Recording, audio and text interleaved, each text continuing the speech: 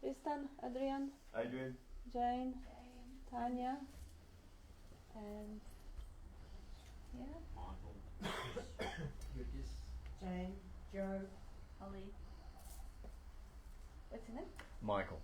And Taz, and Michael, Julia, Ross, Cliff, Jordan, Gerard, Anthony, Carl, David, Colin, Elizabeth, Brendan, Helen, Jeffrey, T.Y.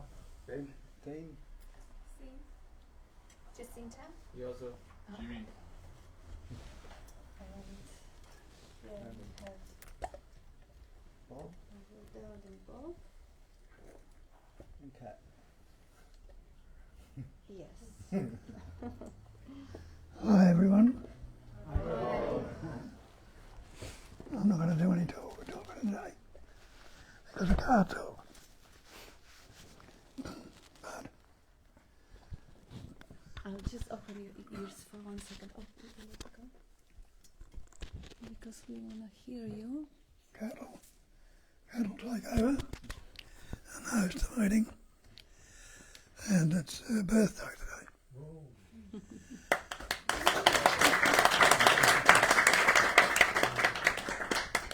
So the group probably wouldn't be going without her. So it's good to see you all here and good to recognise the changes that have come about in quite a few of you through attending of these meetings. And it's only because there is a recognition of the more your natural state. But that's all we talk about. So I'll hand it over to Kath. Away you go. Thanks. Thank you.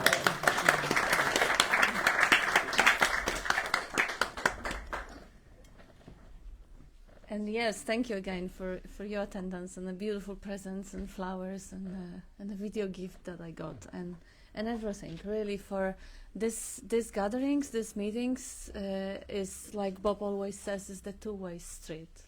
We kind of have each other. Ultimately, there is only just one life, that one energy expressing through everyone. So being in a position of assisting each other and shining that light towards each other, sharing what works, what helps, is an honor and is a privilege. And actually, Bob kept asking me, it's my 50th birthday, yes, milestone, technically. Of course, I'm unborn and timeless, and the body is only aging. And I'm not the body.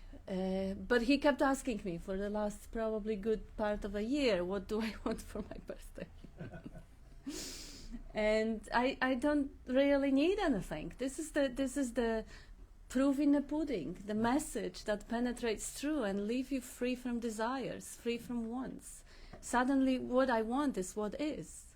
Even if the what is isn't really, what would normally people choose for if they had such a thing as choice. But he said, at some point, I said, okay, you know what? He stopped speaking practically. Bob is, Julia suggested I mention just half an hour ago. His pain level is excruciating. It's like 8 out of 10. And he's still here. He's showing up. He's here in that energy with us. So that's pretty amazing. That's beautiful. And being in the hospital, he actually told me that he wants me to have the group and to continue the group, but he can't give it to me because he's done it years ago. And I just kept resisting and pretending that this was not happening. He kind of crowned me a captain of that boat long ago, and I just didn't want to accept the job. So I said I'll accept it under one condition, that I can call the speaker, and he will be the one I call. But in that situation, I'm not that cruel. I don't have that cruelty to actually expect something that is unrealistic and unreasonable. It is more than anyone could have expected, that he actually got out of bed and he's with us here. And thank you, darling. Yeah, thanks. Can you others go?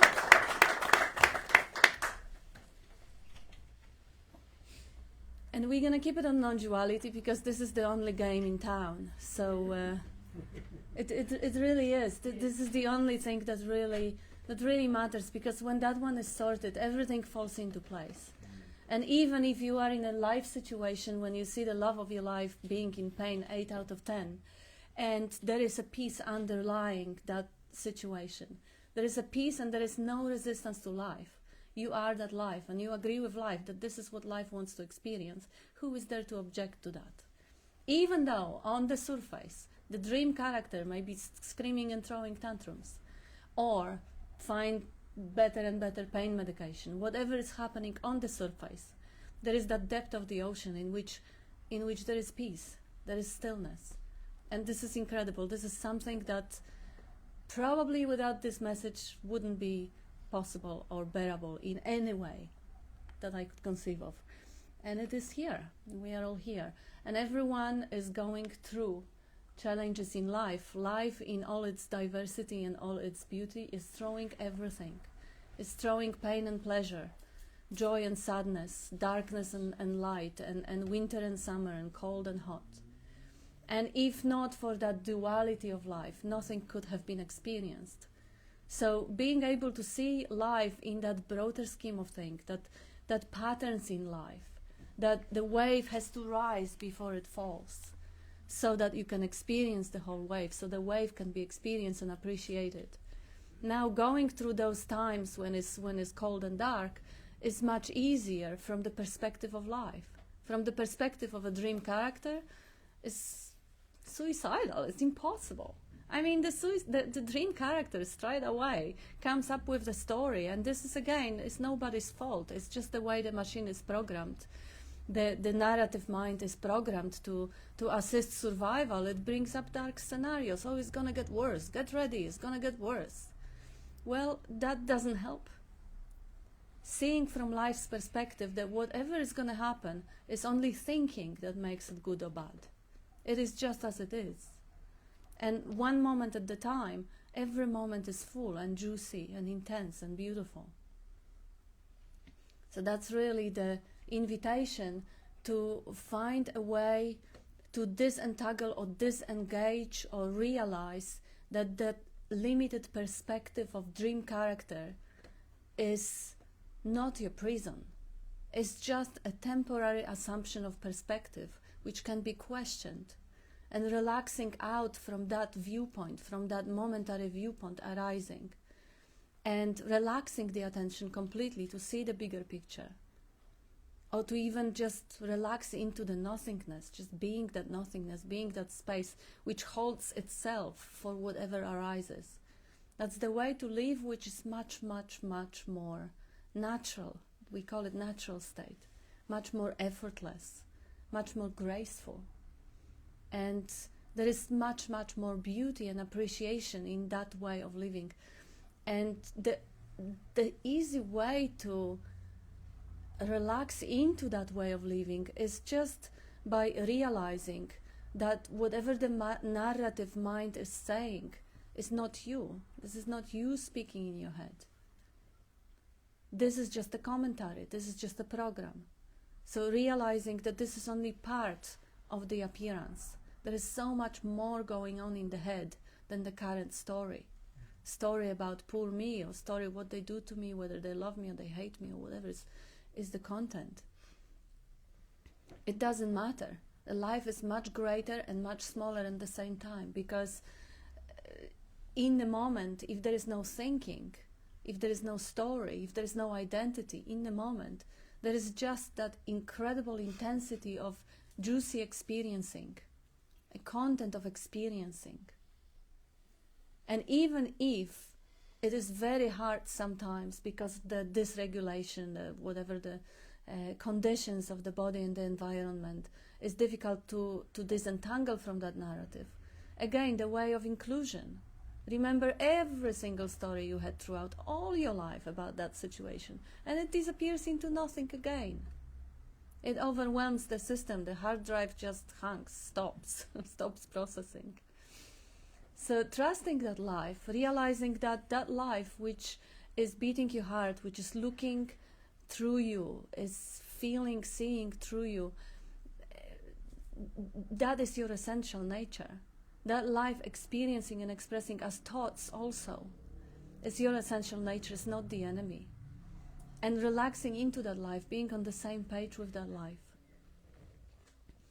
That's really, and we have many, many different ways of arriving, again, this is the wrong word, because there is no one who is to arrive or to become anything else than it is right now. But arriving perhaps at that realization or recognition is through few different lines of investigation that Bob has hammered to us for many, many years now. And for those who are new, you will soon enough hear it repeated by many people in many different ways, because the way we got conditioned to see the life from that limited perspective was through repetition. So the way to annihilate or relax that perspective, well, apparently repetition helps.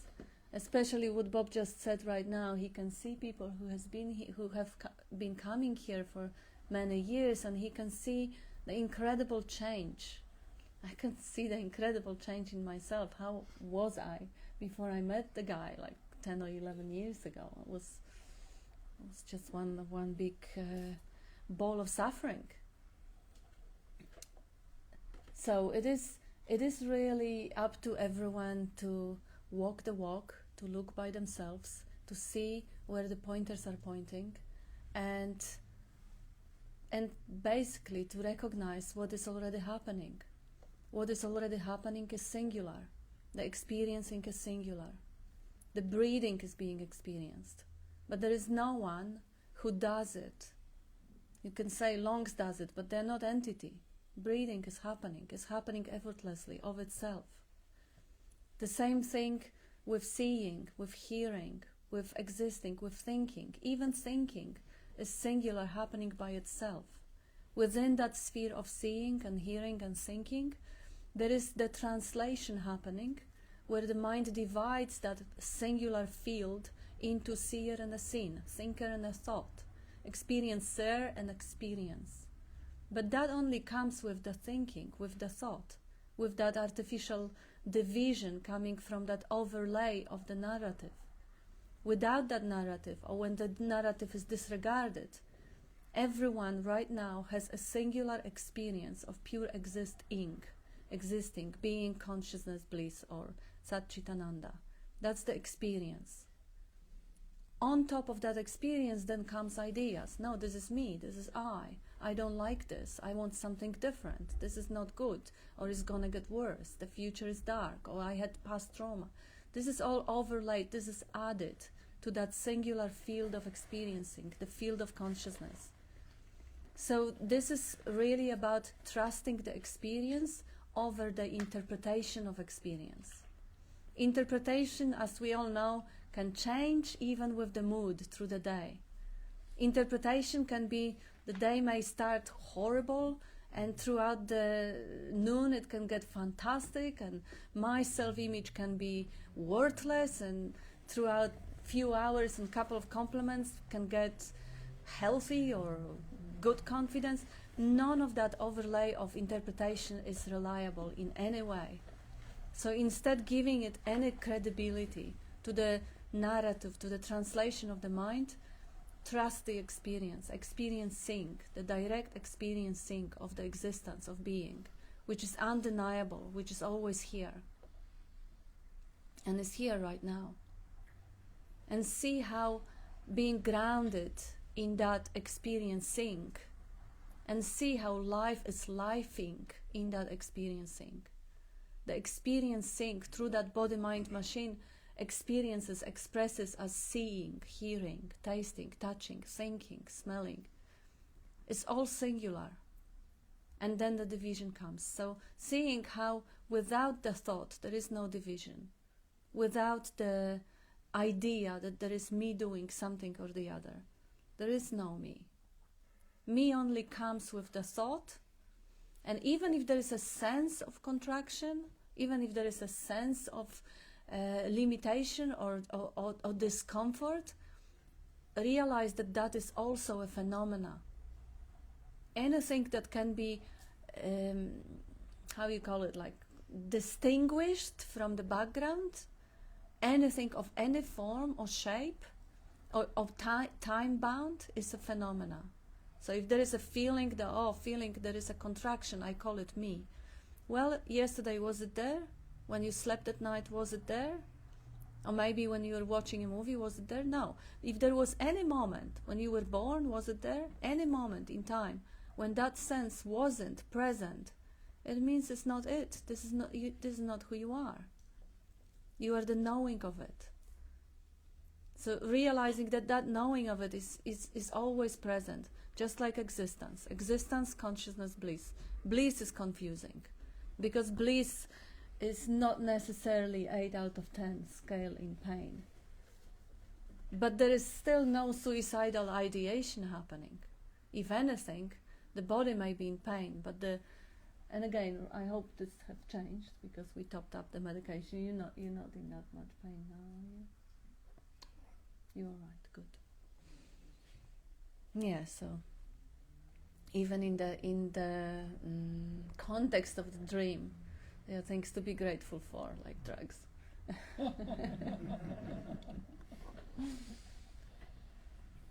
Yes, so really it is about coming back home to that place, that home that you never left. Everyone was born into natural state. Everyone, even as a body-mind, which you are not. Body-mind is just the vehicle through which life is experiencing and expressing. You are life. But as life without form, as the formless or emptiness, what can you see? You need the eyes. So you need that vehicle, that body. That's why we celebrate birthdays. What a wonderful way to actually acknowledge that life needs the pattern. And even in the dream, when you sleep at night, you need the pattern through which the dream is being experienced. So you were born into that natural state without any sense of a separate entity or me running the show. When the little body seemingly separates from the bigger body of the mother, the seeming separation happens, but the factual doesn't. The body and the environment are always and forever one. The body and environment exchange the fluids, the solids, the liquids, the air. Everything is constantly in constant flux. You can't have a thought if there was no trigger from inside or outside, and it doesn't matter which one, because inside and outside is only a separation, a translation of the mind. Everything is one environment, and in that one environment you have the vehicle. You, life, have the vehicle through which you can actually see the reflection of yourself, of life, in others, in forms, in emptiness between the forms. That's the only way life can know and experience itself. So it is to appreciate life as life. It is to honor the form. There's nothing wrong with that. Honoring the form.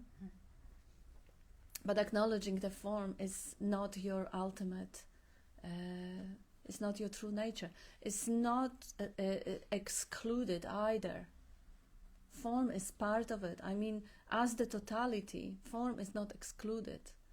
But it's just like you are not your car, like you're not your coat, you're not your mask, you're not your face, you're not the body. You are the life that animates the body. And the body, as much as the body is just a vibration of energy, is a transformation of that life. So it is also that life. You're not exclusively the body. You life behind it. You are the essence behind the body, behind the thoughts, behind every other body and every other thought. An experience of the dream still goes on. The dream perspective, the dream character perspective, the life of the dream character, the story, the daydreams. Throughout the day, there may be hundreds, if not thousands, of daydreams, of little stories, little visits into the memories of future happening. So they are just content of the dream, and they are also a transformation of that life essence. This is the way that life expresses, experiences and expresses. And seen from the perspective of life, nothing less than profound and beautiful. And I think that's enough for the introduction. I was actually hoping that because I have a mic, I could call a speaker and ask someone to do the introduction for us, but maybe we do it next time because we already ready for the group investigation. So the group investigation is about anyone who has a good insight and would like to support yourself and the others by saying it out loud, because it can resonate, and because everyone is already that, is already present, is already aware, is already that life essence. Being that, opening your mouth and letting that life express and speak through you can be of benefit for yourself and others, even though there is no yourself and no others. Within the dream it seems like there is, but there really isn't. So it is a dance. For those who do not have profound insights or are still hoping that the insights are something to happen in the future and waiting for the inspiration, you can bring up questions or doubts, because another way of doing the investigation is to acknowledge what's already happening, which is you are present and you are aware of presence. But there may be things that stand in the way of fully acknowledging that. So if there are questions or doubts that stand in the way of fully acknowledging the only thing of value, the only reality, which is always there, never changes, but for the mind is nothing. For the mind, that reality, that presence of awareness is not a thing of any value. So if that mind stands in a way with questions or doubts, bring it on, we'll shower some light on it. And then we come back to that non-conceptual, ever fresh presence awareness, which resides more in the heart or the core, the essence. And that one doesn't have any words, but from that spring of existence, the song may flow, or the words may come, or the other ways of expression may come. It may boil up as love. It may just let it show up. So we have the mic. If anyone would like to start. Yeah. Thank you. I can give you this. Yeah, good morning, everybody. I was sitting here with Bob yesterday, excuse me, and I was reading to him from the text by Padmasambhava, Self-Recognition Through Seeing with Naked Awareness. And there's one particular verse there that Bob has reiterated many times, and the verse is talking about all the different Buddhist factions or sects and how they describe, how they label awareness. And I can't remember all the details, folks, but this group calls it this and this group calls it that and blah, blah, blah. And then right the last line says, and some call it ordinary awareness. Mm-hmm. We've all heard that so many times from Bob.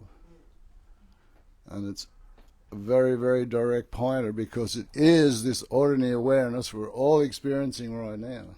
Not something special, not something different, not something that has to be attained or generated some way through practices. It is already here. It's already cognizing. Our awareness is this factor of cognizing. It's always cognizing. It never stops cognizing. And it literally is this ordinary awareness that we're all experiencing. Mm-hmm. And Bob has pointed that out many, many times, and he used to say it to me years ago. It's not a different state. You're not looking for a different state than the state you're already in, or the state that's already actually in you. I once had a long epiphany that went on for quite a few weeks, and I rang Bob. I thought it was self-recognition. And I rang Bob and said, I've got it. And Bob said, no, it's got you. Took quite a long time to understand what he meant. because later on that epiphany collapsed, and I ended up back with Bob, almost in tears, going, I've lost it, Bob, I've lost it. And he pointed it out again. It's not a different state than the state we are already in. It's ordinary awareness, Satchidananda. Being, knowing, and that terrible word bliss. Loving to be.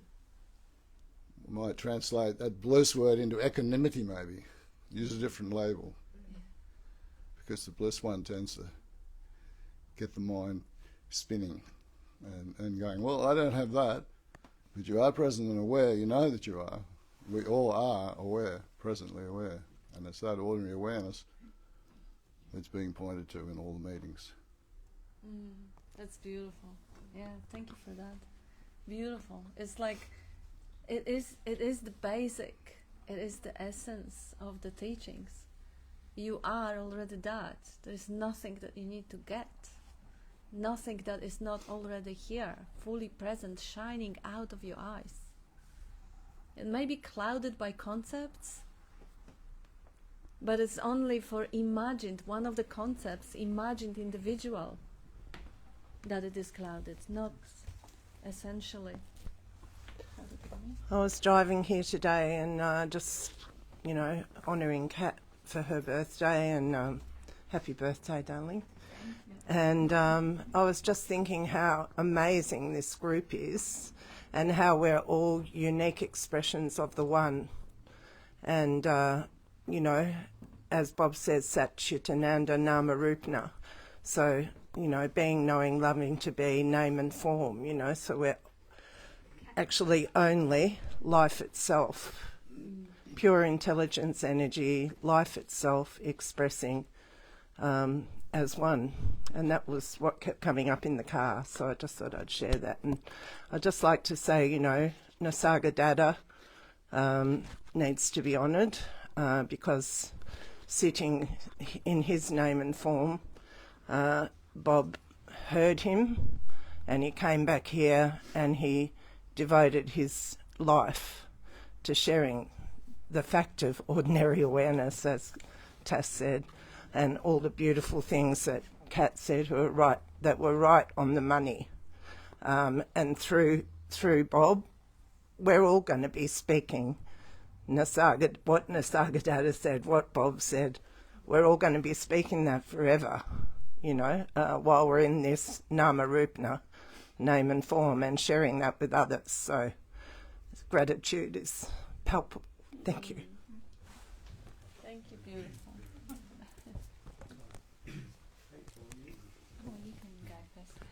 Yeah, thank you. This is an occasion for love, really, which I feel a bit undone by. I love you, Bob, and I love you, Kat.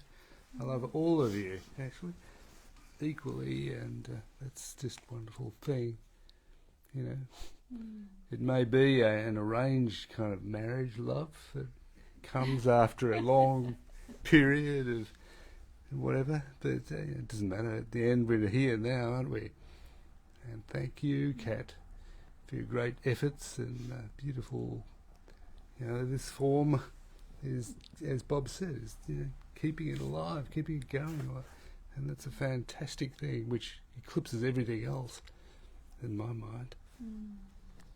And well, to me, as Paula said, when we thanks Paula for reminding us that the nature of everything really is love in the end. That's all.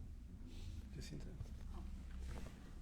I'd just like to say, I said to Bob the other day in hospital, there's no beginning and no end. And once you see that, and once you're immersed in just the stillness of here and now, and you look around, you can ask yourself, does Jacinta exist, or whoever? No. And then you're just knowing that you're one with everything, and there's no beginning and no end. And so there can be no limited self. There can be no nothing, like this room. You look around and you just keep looking, and you look outside, but then there's the trees, and then you keep looking, and then the car goes by. So everything is just there, and there's no beginning and no end, and we are just love, and that's beautiful. Thanks.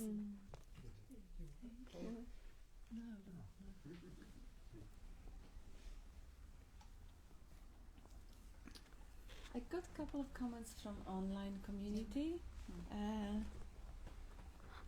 Yeah, their birthday wishes from Valeria, and gratitude for Bob and I that we are here.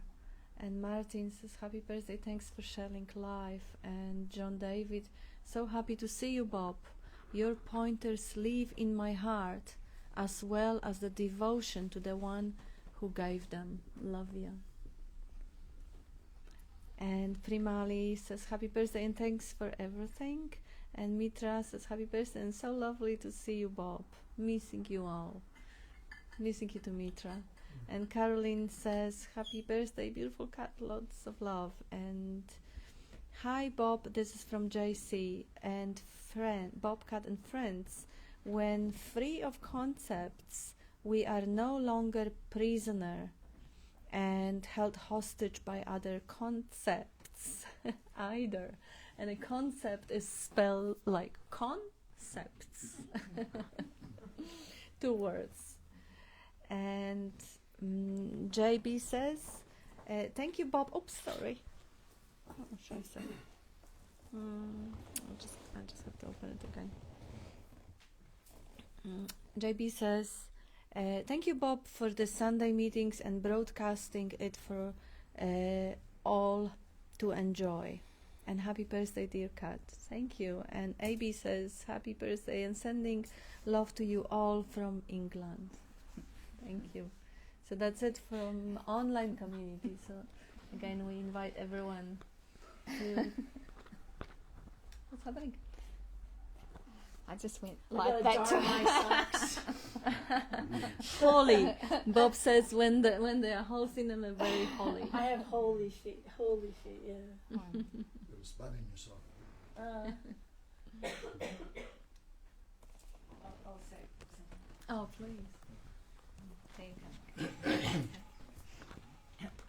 I think just following on from what Tassie was saying, emphasising the fact that it's just ordinary awareness.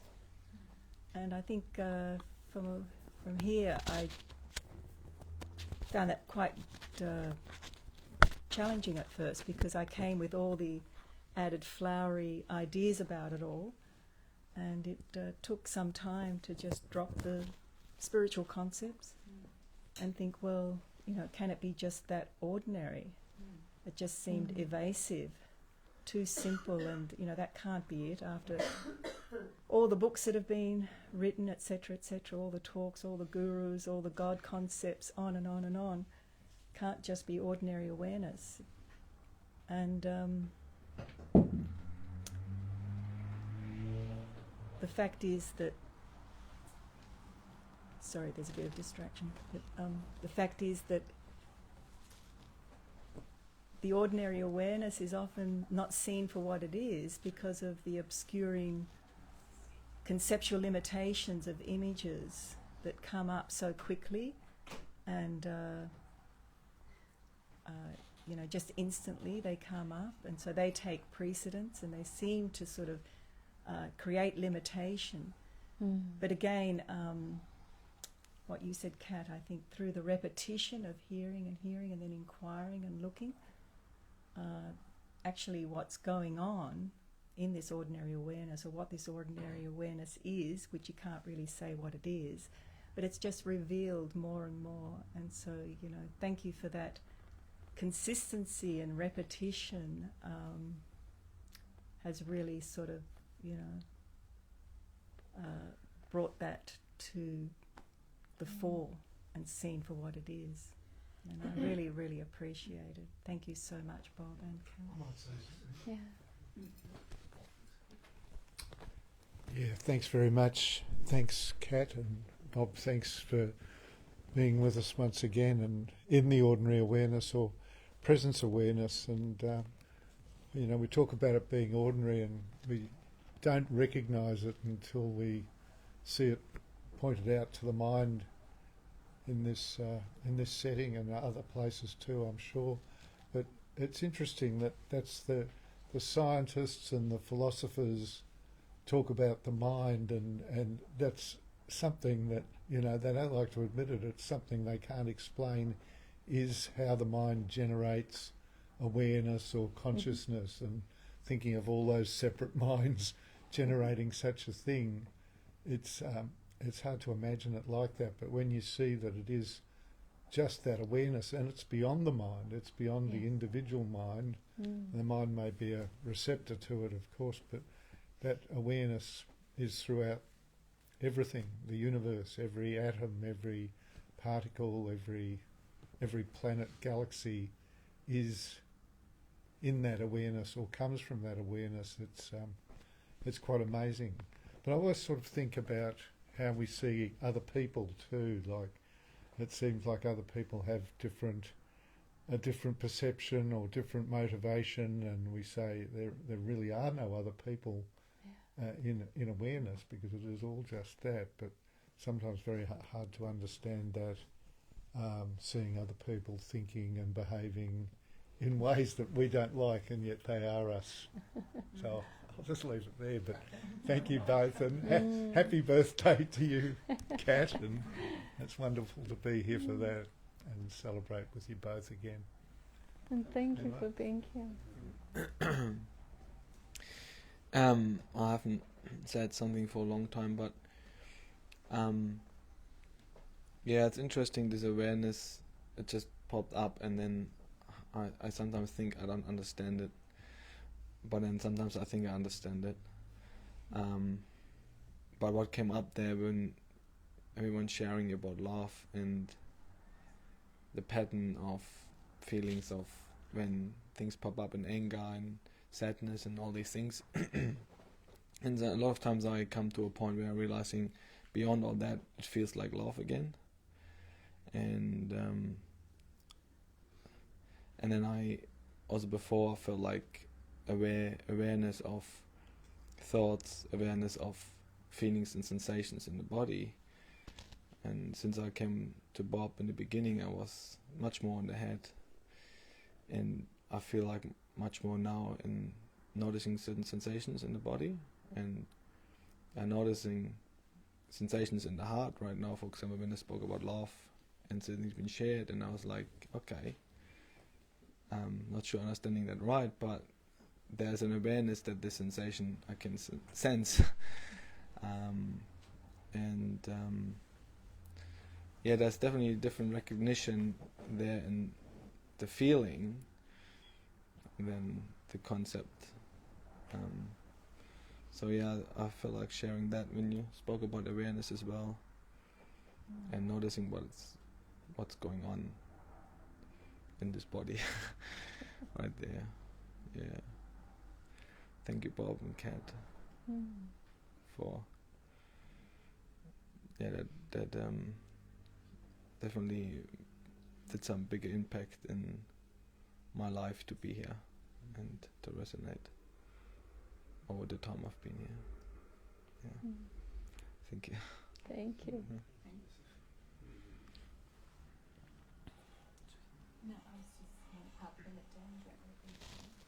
Want to say something?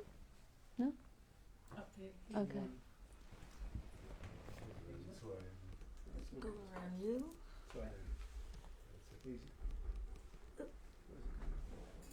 There we go.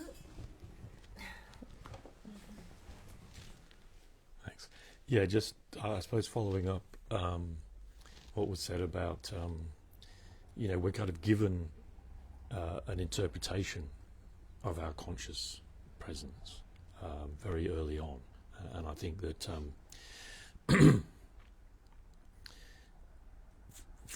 for most people, the words ordinary awareness, those sounds and those words, I think to a lot of people would just signify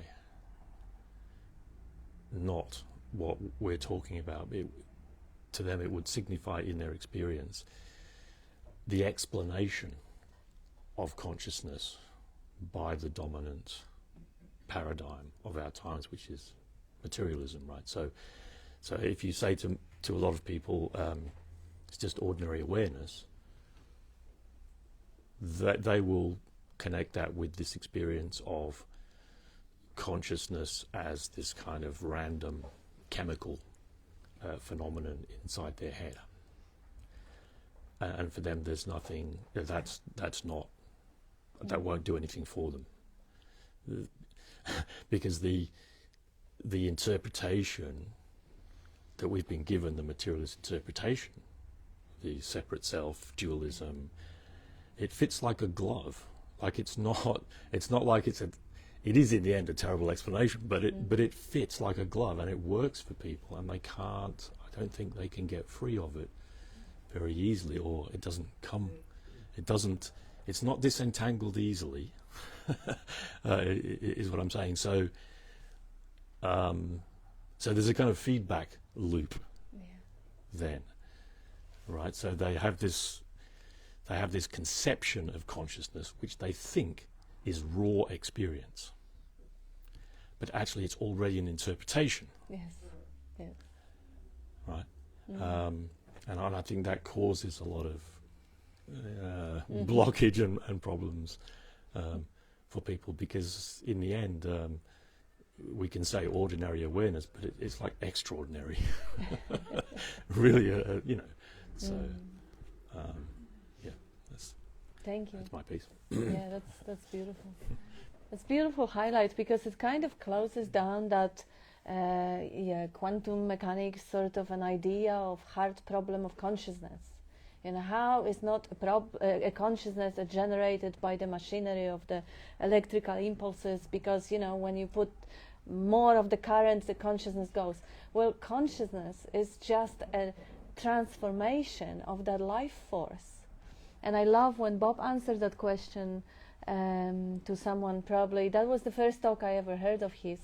And funny enough, quite recently, that was a Chicago talk. Bob was in Chicago 20 years ago, staying with a beautiful, beautiful lady who also speaks non-duality, Joanne Tollefson. And she just reached out and we exchanged a couple of beautiful, loving emails. Chicago talk was the first time I actually heard Bob speak, and he addressed that question. When people ask about that consciousness, that it only comes about when the brain is developed enough.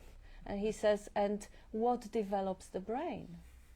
When the cell comes in the womb, the egg and ovum come in the womb, and they start dividing, and the brain grows out of it, there is already immense intelligence. That intelligence that is alive and is, one could say conscious, is maybe a bad word, but there is an energy which is incredibly intelligent to come up with that magnificent form. And again, this is only happening in a dream. In a dream, mother gets pregnant and the 9 months passes, or less than 9 months, whatever. I asked my mother about the birth last night. I couldn't sleep. So that is so many different stories in the dream, within the dream. But in the reality, it's just this moment now. And that past of what happened 50 years ago is just created spontaneously on the spot in that projector. But still, Julia has the mic. You go. I think what's come to my mind as everyone's been talking is really just the ideas of specialness and not special and all of that. This seems very special, and that's just mind caca.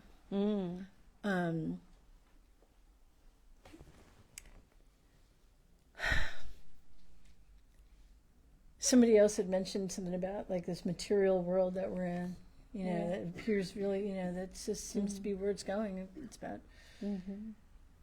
I wish the world could just understand that. Listen, it's what Bob said about there's nothing wrong with right now unless you think about it. It's all the thoughts that make it wrong and special and not special and good and bad and. Without any of that. There's not much to say. I have a hard time saying things sometimes. Except sometimes I don't. I mean, like, sometimes I can just go on. You have no saying whether you are saying or not saying. Yeah. Take back that stove.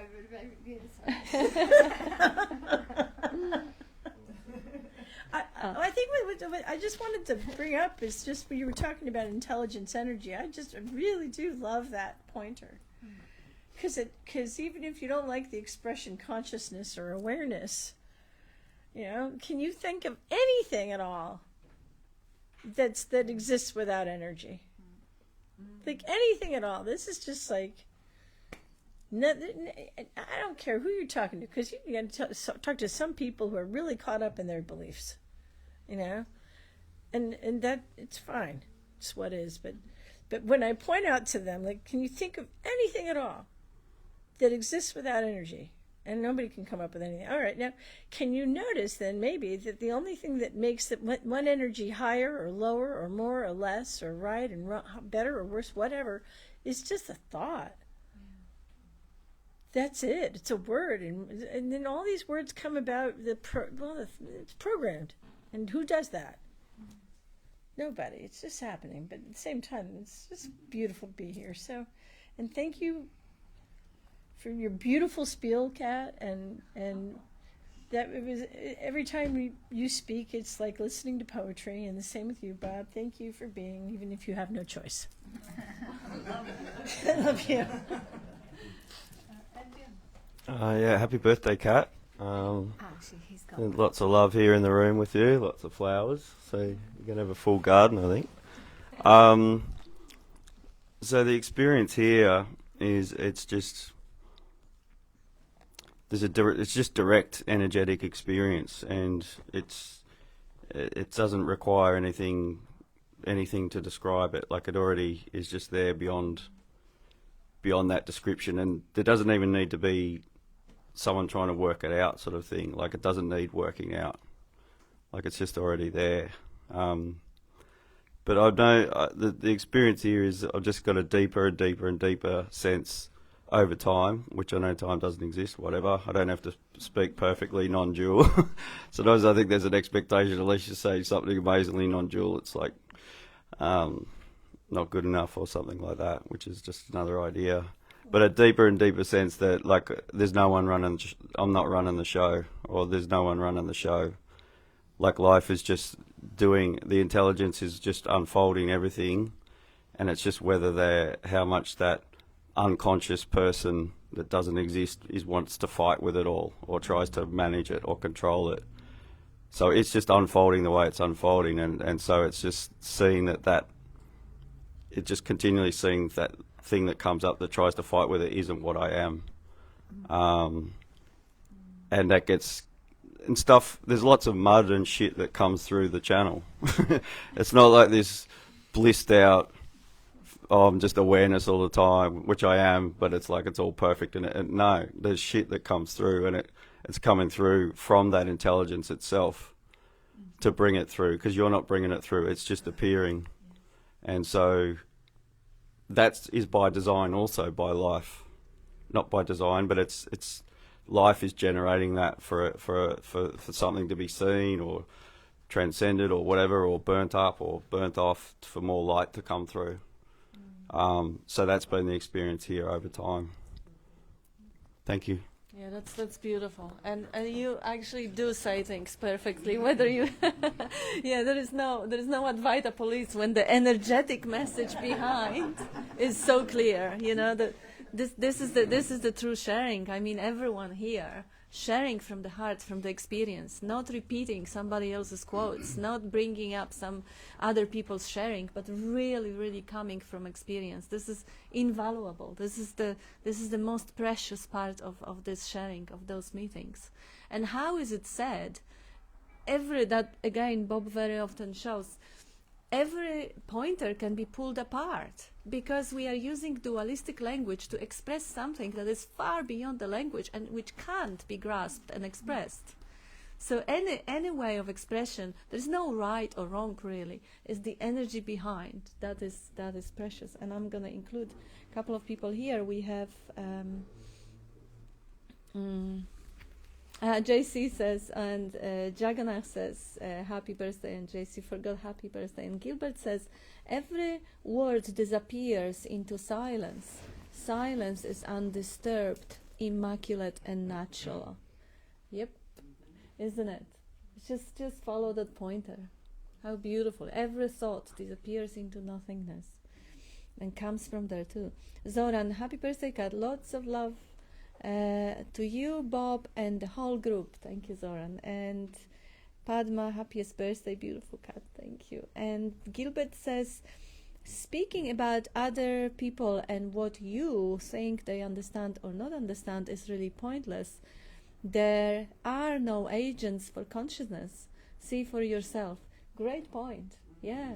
Yeah, there is often an agenda that, oh, if only my husband also followed the pointers, or if only my wife only wanted to come. It doesn't matter. They are projection of your mind. It's just you. It's just you in everyone. When you realize that there is no separate self here, you will really realize there is no separate self anywhere else.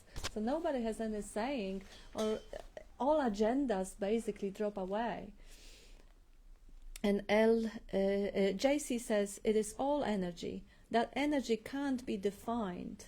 A bulb lights up due to the energy, same as life lights up the body, same way. Energy can't be defined. Think whatever, or there would never be this. Yes, and or not this, says JC. Yes, energy is such a brilliant metaphor. I think Bob actually took that, because all of those concepts have been used before. Awareness, presence awareness, ordinary awareness, consciousness, God, love, space-like or sky-like awareness, uncontrived singularity. They all beautiful concepts which are actually just the invitation to go and experience what they mean rather than dwell how accurate or judge the concepts. But one that Bob brought from Krishnamurti is the intelligence energy, and I love how Julia sometimes highlights that brilliance, energy with the intelligence in it, or life itself, life force or life essence. So we are not talking about 10 things or 20 things there. This is all one. Whichever way you use is all one. You can call it I. You can call it I am. You can call it presence. And now I often hear people say, but this is my presence versus the totality. I can't feel what other people feel. I can't see what other people see. Well, yes, dream character doesn't. Just like the camera or the computer only registers what is accessible through that vantage point or that viewpoint. So don't bother with what the body can or can't do. Just notice that what is prior to the experience and expression of the body. I love when Tazi highlighted that it is even, oh no, was it Michael? Anyway, everyone says the same thing here. Prior. Isn't it great? In so many different ways. The only game in town. Prior to the translation into experience. Prior in the translation into I am, or existence, consciousness, bliss. Prior to even those words or descriptions, there is this undeniable buzz of life, the radiance of life that is there. And then again, there are sometimes concepts about, but what happened before you were born, or where am I going to go when I die? Well, again, this is a blah, blah, blah mind trying to imagine something that is not happening presently. And as fascinating all those stories are, colorful, amazing, study religions. They all have fantastic models and great concepts. They're super entertaining. But study them for what they are. They're concepts. And the non-conceptual awareness is this present moment awareness, present awareness right now. Right now there is existence and it can't be denied. It is here. And now again, it is Bob sometimes emphasizes about when we listen to each other, to listen from the core of your being, from the heart, not from the mind which judges, oh, this is appropriately expressed, or this is wrongly said, or this is wrong, this I agree, this I don't agree. What is that I who's got something to say about what is heard? If the basics is that everyone is present and aware, and now, even if they are expressing whatever as a life story in gibberish, that is still that same life expressing. So if you listen to life and you see there is no entity there, you see the reflection of the same life that is beating your heart. Now, where is any resistance towards whatever arises? I heard also people saying, oh, I'm so sick of hearing other people's stories or dramas or conspiracies or political opinions. Yes, dream characters may struggle with that. Cliff was saying, those people can get worked out by such incredible polarity, especially in today where, all the social medias and things are polarizing, and you only hear whatever your confirmation bias want you to hear, and then you up for a big surprise that that's not the only right perspective. There is nothing ever right in conceptualization. It is entertainment, it is fun, it is expression. But the truth is beyond words, beyond stories. Well, that's the beauty of having a devil's advocate like you in my life. Because it's very tempting sometimes just to, follow, the narrative or whatever, and then and start to think that my opinion's the right one. And when I'm thinking it's where it's black, she'll point out, if you notice where it's white, or where there's no color at all. Yeah. It's I'm from a country right now that's going through some turmoil. Mm-hmm. And if they could just drop in, it would help, I think, if they just saw themselves as Americans. But better yet, they just don't see themselves as anything. Just yeah. But there's so much right now. It's kind of sad. That's why I wish this could be shared, because again, that's a me that's wishing. I get it. I understand, but that's love. Again, if you see how everything, and I do have to highlight that, you having me as a devil's advocate friend, and me having you as someone who just embraces the challenge in such beautifully graceful way. Never defending, always ready to actually take it. Oh shit, yeah. That's amazing. That's so admirable, because I can see that majority of people, when they feel attacked, they defend.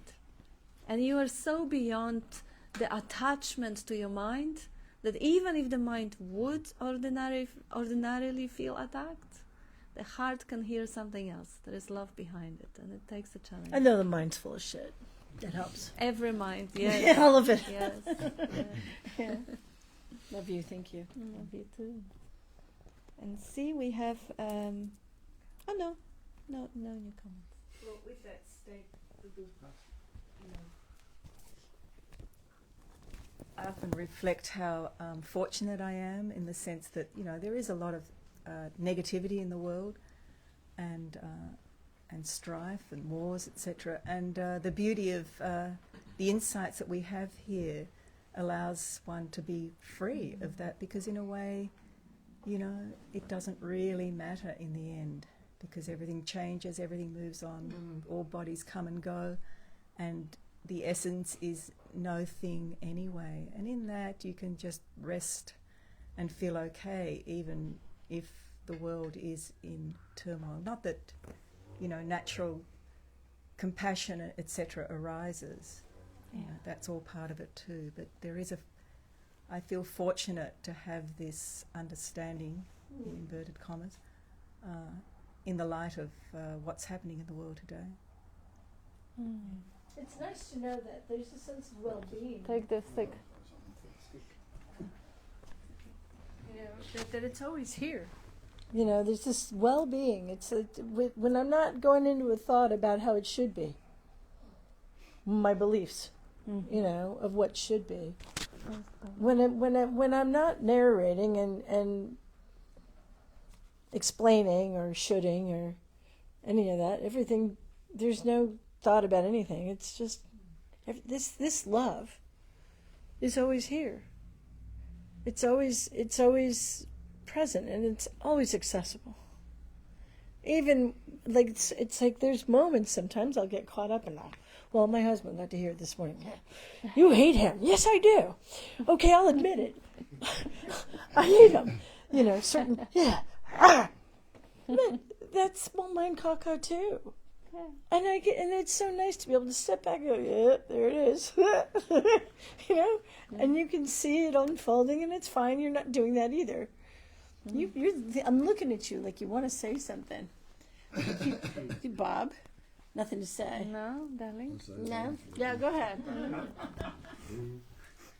No? Bob introduced me to a couple of great texts. One of them is that self-recognition by seeing with naked awareness. The other one is the Hinsin Min, which is a Chan text about the way, the great way. And one of the lines says, "The great way is easy for he or her who has no preferences."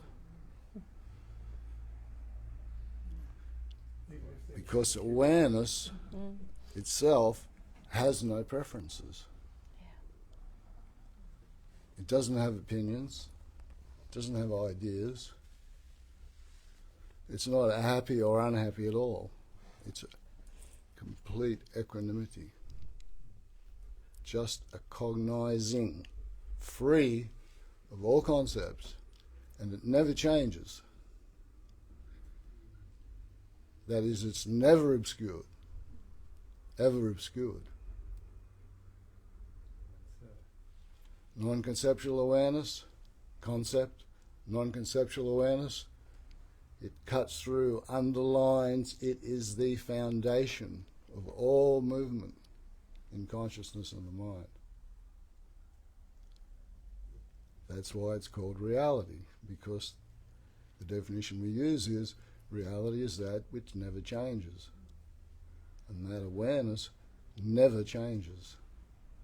It pervades deep sleep, dreaming, this ordinary consciousness, and what we call unconsciousness.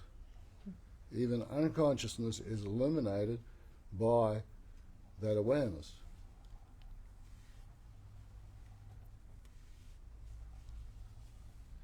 So when that awareness recognizes itself as just a state of timeless, no change, unchanging timelessness, just an equanimity. And it's always there.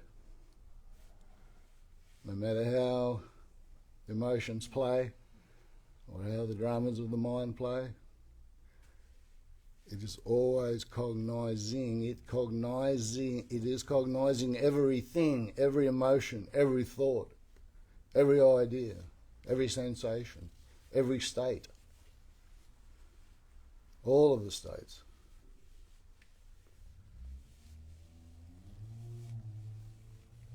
So if that resonation is there and there is alignment and insight as that awareness, then all the work's done, the job's over,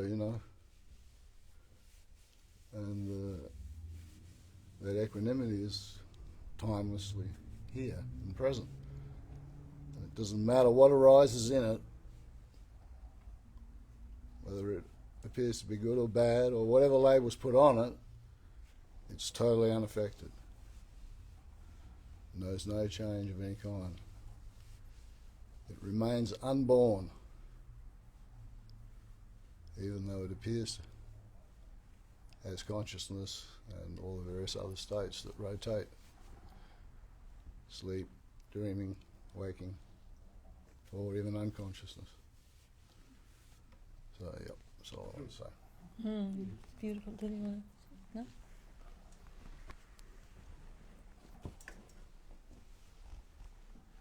That's you now. No.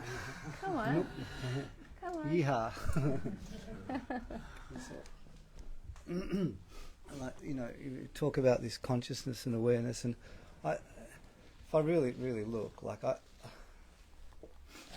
don't know what to say, because I don't really know what consciousness is. I have no idea what consciousness is. I don't even know really what awareness is. All I know is, like, I do, like, in one sense, but in really, when I really hear, there's just this, I am this isness, thisness, which is just indescribable, really. Like, even calling it awareness or consciousness is sort of crazy too, because and it's just a way of looking at things. But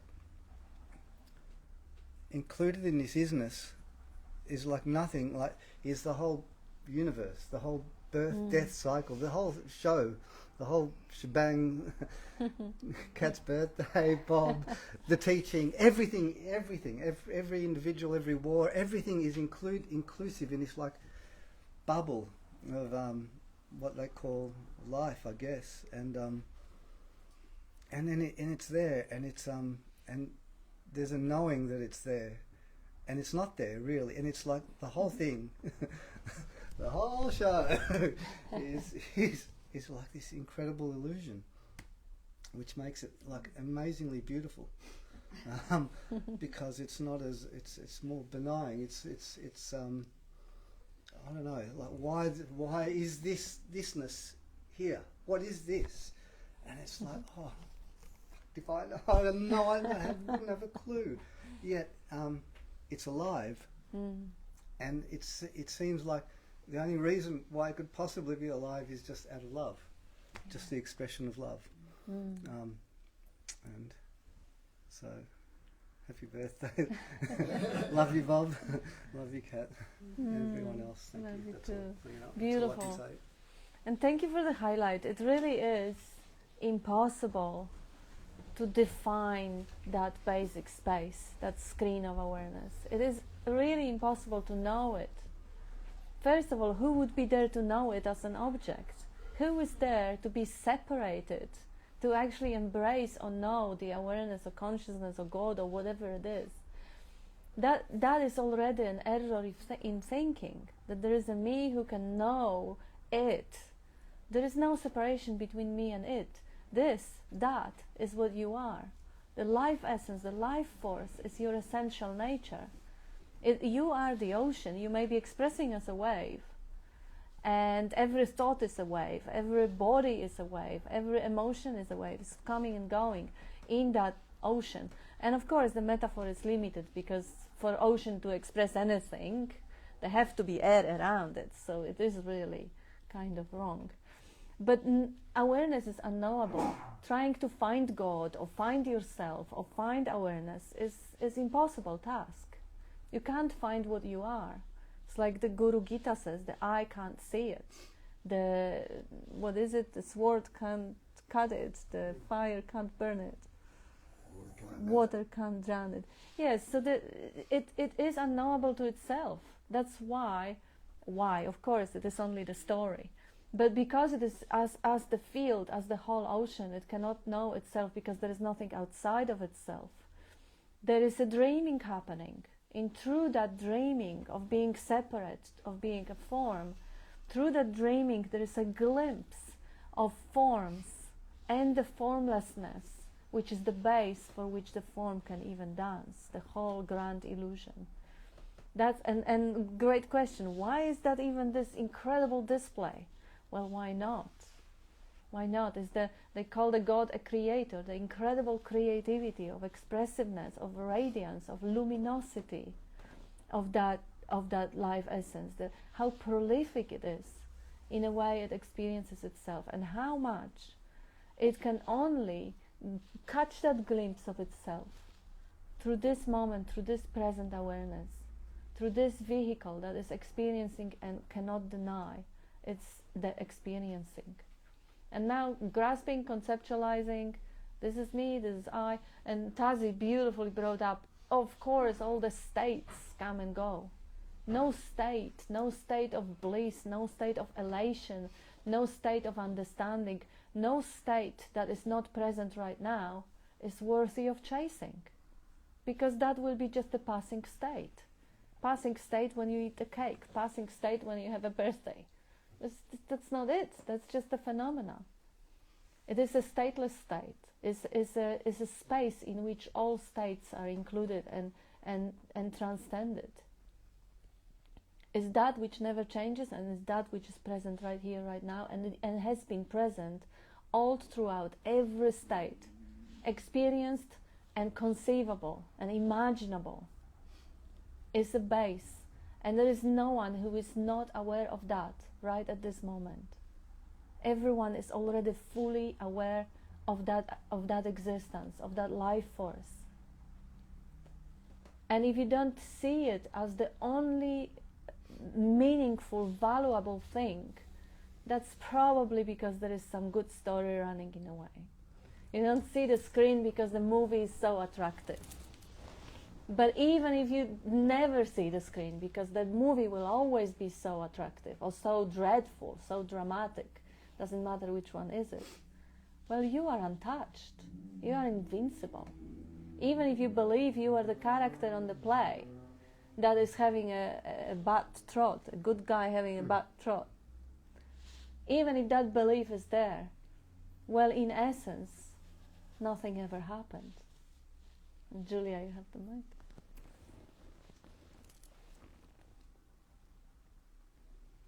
I was thinking about for a moment, like about how Dean, when you were expressing, I don't know, and and that's beautiful because you don't need to, there's no need to know. And what is there to know? A lot of people, you hear people, this expression called truth, floating around, and different religions will use it, like they'll have their own words. I heard Jehovah's Witnesses have the truth, and then, certain politicians will like this truth and the truth, and I really like that, the definition of truth being that which never changes. It fits, it really does. So some of the Christian programming is coming up as a memory. And the non-Christian programming, maybe, or whatever programming. I went to a Course in Miracles lectures, and I used to hear that the only thing to be saved from is insane thoughts. Yeah. That's the only thing we have to be saved from. So then I used to hear Jesus had said, "Know the truth, and the truth will set you free." It should be pointed out. He didn't say believe it. Mm-hmm. He said know it. So you can't really believe the truth, can you? No. You can only be it. You can, by being it, you're knowing it. Yeah. Right? So, I don't know. That's just what was just coming up, at least as far as about truth. That's beautiful. This truth can't be known. Or sorry, can only be known. You can only be it. Can only be known. You can't believe it. It's unbelievable. Unbelievable, yes. Kazi. And it is known right now. Yeah. It is known. Question, how do we know? How don't we? How do we know? What's knowing? Is there something that's knowing? Is there a thing that's knowing? Can you find a phenomenal centre and say, yes, this is what's knowing? Can't find anything that's knowing. Knowing is just a natural, spontaneous functioning of ourselves. Capital S, Satchidananda. Apply the question, if you're interested, in every moment, ask, how do I know? How do I know? What's cognizing? When you get down in the dumps or get sort of seemingly lost in thought, what's cognizing this thought? How do I know? What's knowing? What is this knowingness that's always present, at least here in the waking state? And it's just knowing. It's not a thing. It doesn't have a form. You can't take a photograph of it. You can't draw it. It's just an empty cognizing that's naturally and spontaneously here. There we go. And it is already known the knowing, everyone is already sharing in the same field of knowing. And that is the one thing that can't be believed. Because, as Bob beautifully puts it, can you stop being? Do you believe that you are? Or you know it for certain? If you have any doubts, can you believe that you are? Can you, just for a moment, question that belief and see if you will disappear? And you see that even if you assume or brainwash yourself to believe that you're not you're not existing, you still have to exist to even exercise that belief. So the existence is beyond belief, it's beyond questioning. This is what you arrive at. This is the baseline. And that is the knowing. That is that shared field of knowing, the same knowing in everyone, the same knowing in Bob, in everyone. Is expressing individually as a different pattern. There is different personalities, different bodies, different colorings, different way of expressions, different accents, different preferences for different words and languages. But it's the same knowing, the same existence, consciousness, stillness, or existence, consciousness, equanimity.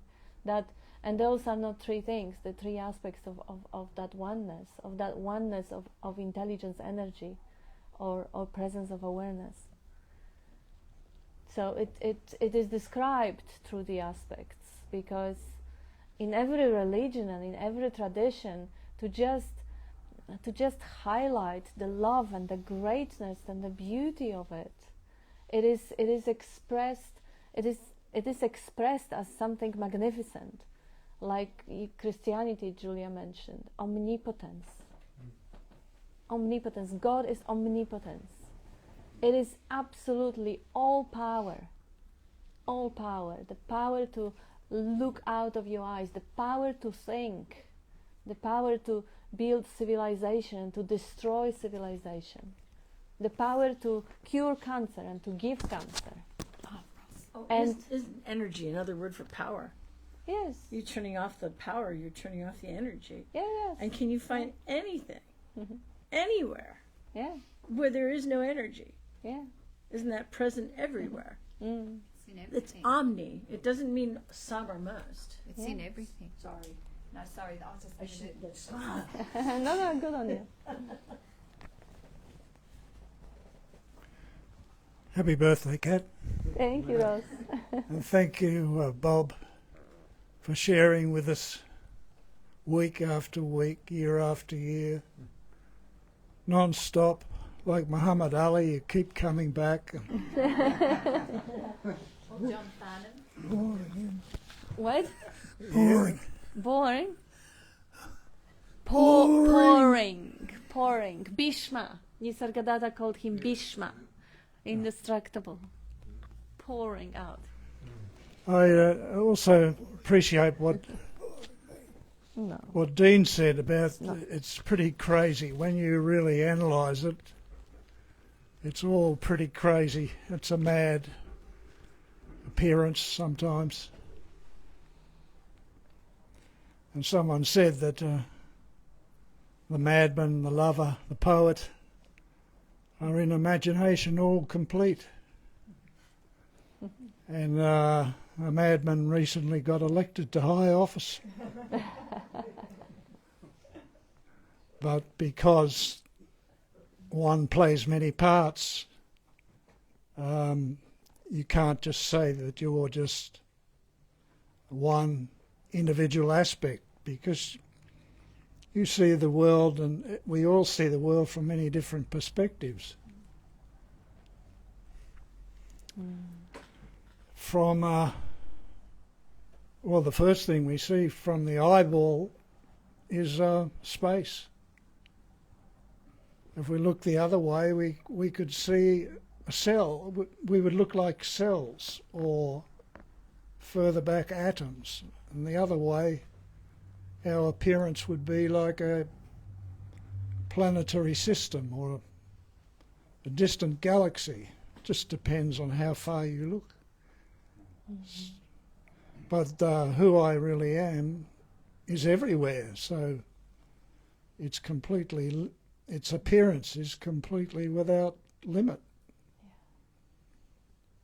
So that's just an example of how crazy the whole wonderful show is. So a cheer for Dean. I'm doing your job here, Dean. How are we going for time?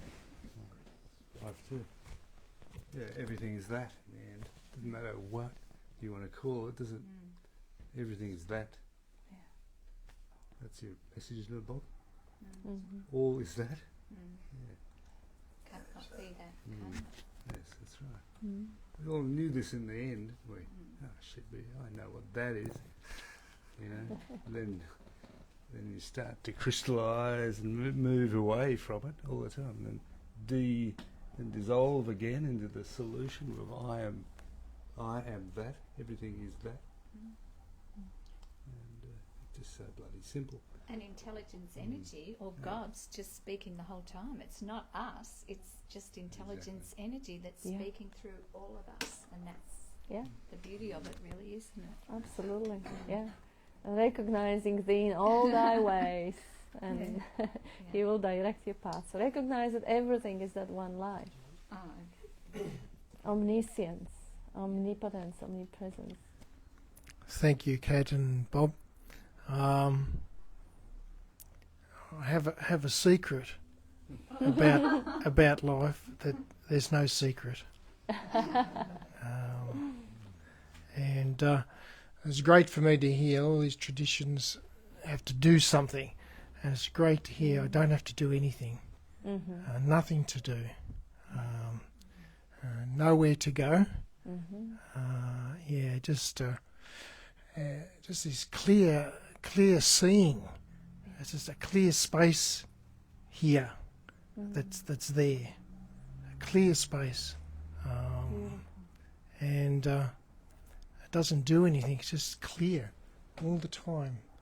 And but like what Dean was saying, the experience of the I am that gets touched is the beingness, is an isness, and it's very addictive.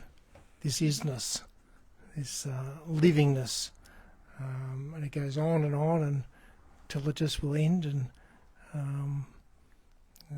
the seeing will see that.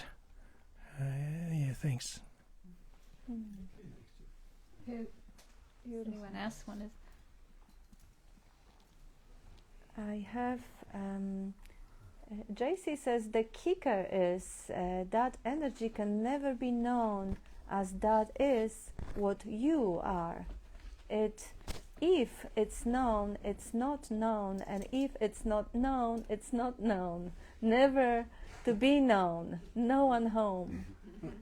Beautiful. And I love what you said, Jeff. Yes, being no one, like no one to be, nowhere to go, nothing to see. That how that quote goes, Bob? Nothing to do, no one to be, nothing. Yeah. Anyway, just see how really in the direct experience the seeing is happening, but there is no one that sees. There is nothing that sees. It's just the seeing, and in that seeing there is no separation between the one that sees and what is being seen. It all arises in that same sphere of gaze. And now, if there is no one, if I'm no one, I'm nothing, there is just a seeing happening, there is no attachment to whatever is seen. Even if part of that whole scene is the dream character experiencing discomfort and fighting it, or struggling, being cold and putting a jumper, being hungry and eating, all that is part of the content of what is happening. But there is no entity running the show anymore. The show runs itself as it always did. The idea that there was a me that ran this show is just an erroneous idea. And never was one. And we have Rashtra says, Jan Divas ki kardik supkamnaya dear Bob. Whatever it means. And yes. I just feel like rambling just for a second about the current events and the fact that I did say something hateful this morning. I was feeling it, but you know, we use the expression madman about certain people, you know, and the truth is more than half of the people that elected him think he's not mad. Yeah, you know what I mean? And that is also a narrative, right? And I think it's like that's believed. I believe he's mad, okay? I believe it. And we can see why you believe that. So I get it. I'm not going to debate that. But some people would, right? And who gets to be right? You know what I mean? Like it's like maybe nobody, maybe all of us, maybe none of it. You know, what's showing up is that. Maybe you nothing know? happened. Yeah, and maybe it's all dreaming. Yeah, maybe this is all dreaming, and it's not. This is no different from last night's dream. Really, it's just dreaming. And maybe life itself has expressed itself through the people who love and hate and do the votes and choices. That's right.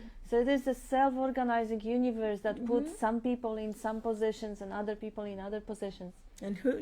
Nothing's up to anyone. No one's in charge. Yep. Yep.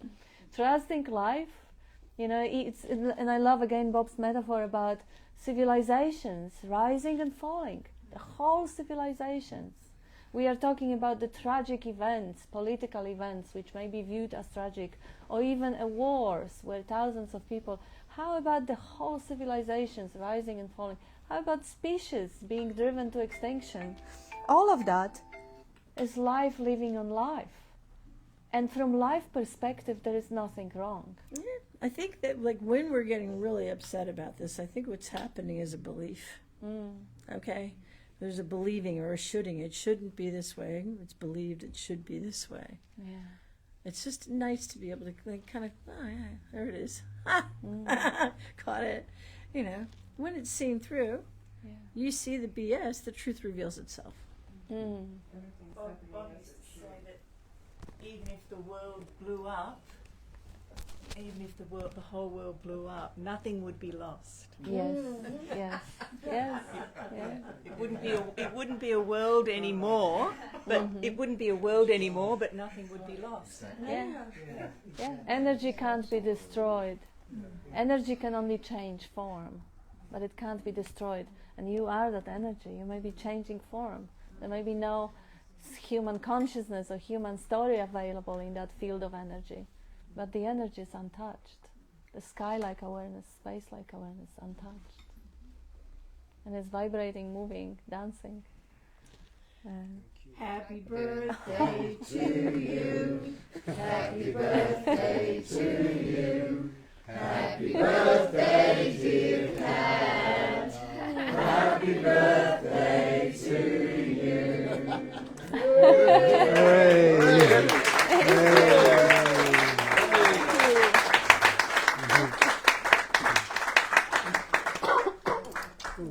Thank you. Thank you very much.